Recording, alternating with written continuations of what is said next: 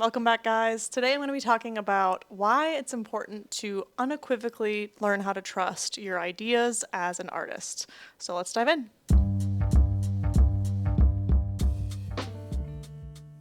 First, I want to apologize for the gap in content. One of my goals this year has been to be more consistent with my YouTube, and of course, I already missed 2 weeks, and every time a week goes by and I haven't made a video, the shame just packs on, and I feel really guilty and sad because I have all these wonderful people in my comment section who show up for me, and then I fail to show up week after week. So this is another just like I need to post a fucking video.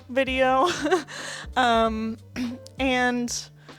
something that I've learned about consistency is like it doesn't really matter how many times you fall off the horse as long as you get back up, right? We've all heard that. And also like how quickly you bounce back. So like the faster you can start bouncing back, whether it's the gym or a writing habit or any other habit or consistent thing you're trying to create, the faster you can make that boomerang of like, oh, I'm noticing I'm falling off. Let's just get right back on and kind of plow ahead. For me, that's really helped with consistency and just like continue coming back. And I think if you can keep doing that, then you are being consistent. Might not be every week, but you're continuing to come back and show up. So another reason I've noticed that I sometimes drop off is I get emboldened. I'm like, I already put out 2 vlog videos this month. I'm mastering it. I should get more creative. I should make a bigger piece of content. I should do something cinematic.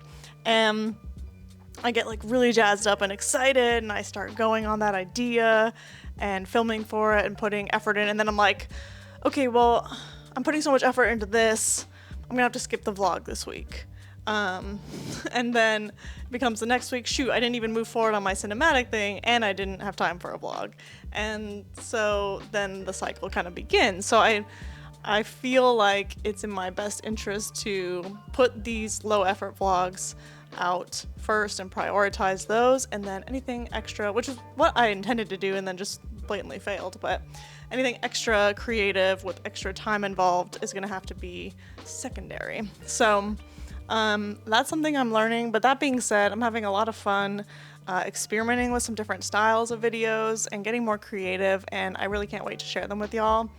And it's been teaching me something valuable about ideas. To backtrack just a little bit to walk us into this topic, y'all have probably heard by now that David Lynch passed away. The man was an icon and a legend, and I never actually watched like interviews with him or anything until he passed. And I found this like 3-hour masterclass on David Lynch. I can link it below. And man, it was so inspiring. It was he was so nice. He was like so like gentle and kind, and he like cared about his team and his people. And the one thing that he talked about over and over and over again that I noticed was ideas and like the power of ideas, and how he would just like have an idea and on set be like, oh, we're gonna try this, we're gonna do this. And they'd be like weird as fuck. Like they'd be so random and not really make sense in his head yet, but he just like trusted the ideas. And they always became like an iconic part of that film. One of them became an entire character. One of them became this like incredible shot. Like he was like, let's just blow up this house, see what happens, and film it. And then they reversed the shot and it became an integral shot of the film. And it was beautiful to watch too. It was so cool. It was like I feel like that's movie magic at its greatest, is the synchronicities, the ideas, the intuition. And it just really struck me that like it's so easy to shoot down our own ideas with ourselves. Like we are our harshest critic. We're the one who's like, no, we can't do that, or like that's gonna be too weird, or like I don't want to like piss anybody off or be seen a certain way. And then that's when I kind of realized I was thinking about this, and that's when I kind of realized that my favorite artists are the ones that let themselves be ridiculous, let themselves be seen ugly or unattractive or awkward, or like whatever it is, and they execute wild and zany and weird things. And they're also usually like extremely talented at them. Like they actually come out really good. And I think that that's probably not a coincidence. So I've started practicing this in my own content creation of trusting my ideas. Like when something comes in, I usually write it down. But a lot of times after I write it down, there's this whole phase of kind of push-pull back and forth. Do I actually want to do it? Is it good? And all this like kind of internal dialogue about the idea. And what I've started to do is just say, we're not going to do that part. We're just going to skip over that. We're going to go straight into execution. And we're going to turn that part of our brain on later in the process, when we have a little bit more information about what we're actually making, what is trying to come out of us, and we've put all the pieces together. Because some great ideas include sound design or timing and pacing or music. And until you have all those elements together, can you even tell if the moment works or if the idea works? And so instead of shooting down your ideas or my ideas early on in the process, shoot them down in the final edit. That's the time to be discerning about what goes in and what goes out, because then you also have the full context of what you're actually making and you can see it all at once and absorb it. This is true for writing too. I've been trying to get back into screenwriting, and I found that the only way for me to start was to really be like, I am not going to reread what I write. I'm not going to analyze it. I'm not going to try to figure it out. I'm going to let names mix up. I'm going to let characters be messy and not really sure who everybody is, let their voices kind of organically evolve. And I'm going to make notes to myself to come back to later if I don't feel like writing the description right now or something. I just skip over that part, really letting it be a rough draft.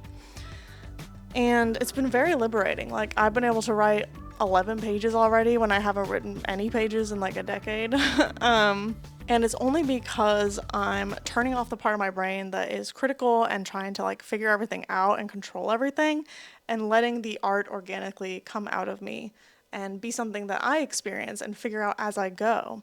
And it really becomes a more of a dialogue with your subconscious when you're doing that, right? You are shaping your subconscious into something external.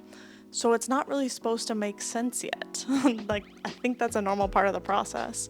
I've been trying to practice this, and I've already found I'm just having so much more fun. I'm just letting things be ridiculous, letting them be silly, letting them be messy, and kind of, just ending it there.